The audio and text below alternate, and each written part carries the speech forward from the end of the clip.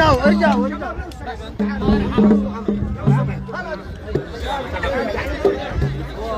شباب لو سمحتوا معاهم بس شويه رجعوا شويه.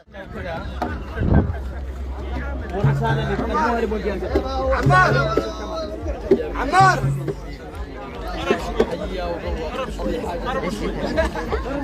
قربوا يا عمرو يا عمر يا شباب افسحوا شويه عشان افسحوا شويه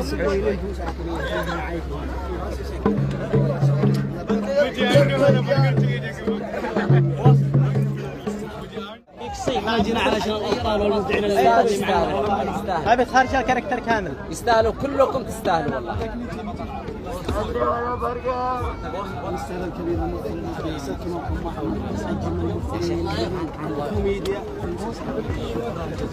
صاحب القبل جالس باذن الله عمرو عمار الميديا الاكبر وبطل الجمهوريه العربيه السعوديه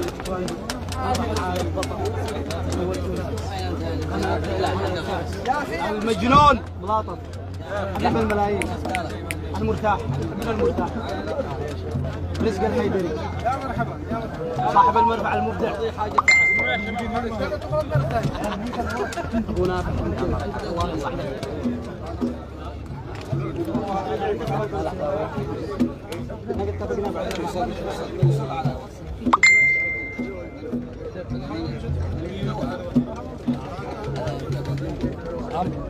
طبعا في الظاهر الان مقابله مباشره عبر قناه الكاس.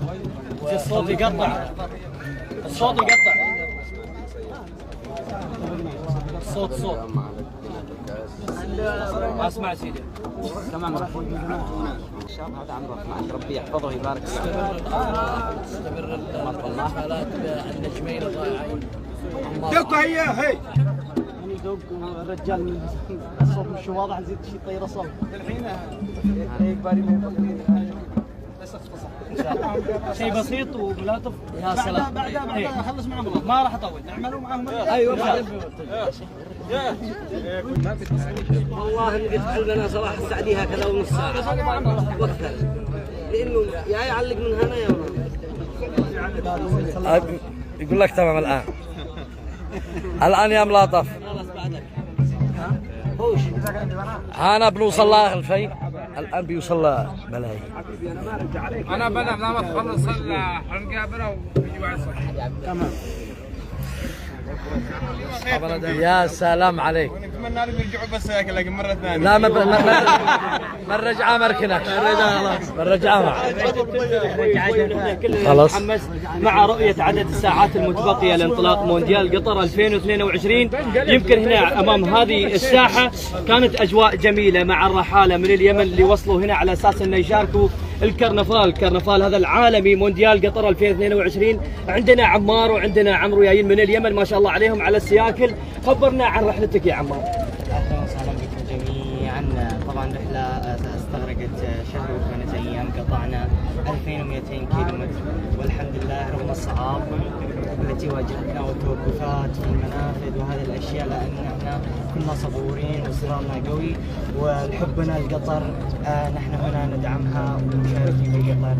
عمار في احيانا حاجات حلوه لما تشوف ان انت ساير لهدف معين مونديال قطر مونديال عالمي الكل حابب انه يشارك باي شكل كان لكن هذه الامور الحلوه يمكن تخليك انك تتناسى التعب تخليك انك تدوس على العجله اكثر واكثر وتحمس هذا الشاب الصغير اللي عندك. اي نعم والله لحبنا للمغامره اخترنا السياكل تحركها الى قطر ودعم قطر. شرف عظيم ان قطر تستضيف هذا المونديال. كيف شفت حفاوه الاستقبال؟ جميل اشكركم دعمك على راس مسمو الامير على هذا الاستضافه الجميله وشرف عظيم ان الدوله العربيه تستضيف المونديال.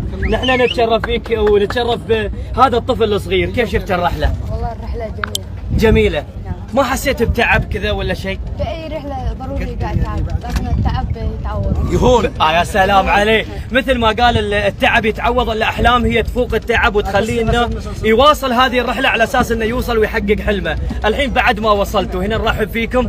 عندنا هذا اللي ما شاء الله منهم قلت لي صح؟ شو اسمك؟ ملاطف ملاطف حبيبي، انت كنت مسوي طرب هنا. الحين نبي استقبال لهذول الدراجين، استقبال حلو يستاهلون بنكهه يمنيه. تحيه يا شباب.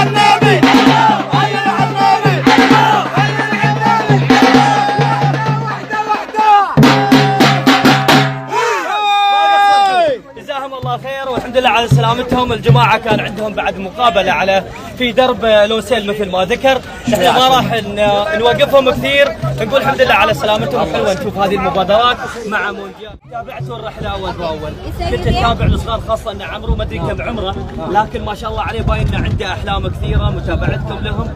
خبرنا عن هذه الأمور، أكيد في مخاوف أنه على أساس أنه واحد منهم يتعب. أنا استقبلتهم على فكرة في المنفى، غطيت تغطية بكون صفحتي من كبار الصفحات في اليمن، غطيت شغال على السوشيال ميديا جدا جدا، وهذا أقل ما يكون القدوة. هؤلاء رسل السلام، رسل المحبة، هؤلاء رسالة من اليمن تقول نحن داعمين لقطر لاستضافة المونديال وأكبر حدث عالمي، ونقول 1000 مليون تريليون مليون لقطر. قطر أثبتت للعالم أنها قدها وجدود. فيري جود فيري جود قطر، فيري جود قطر.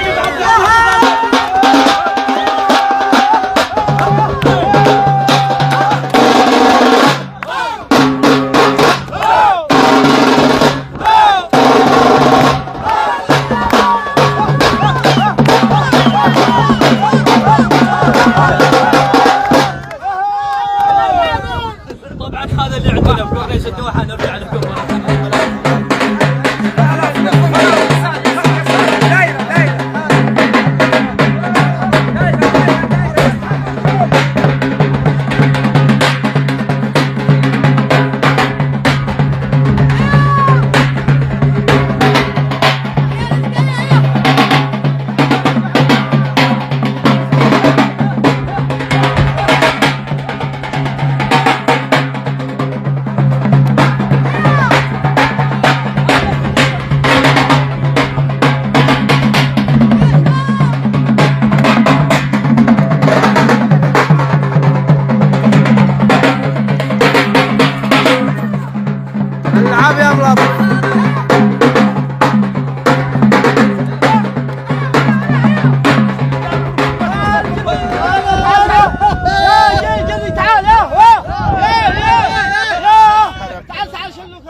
تعويذة قطر اللي هي تعويذة البطولة، وسمى شعار البطولة.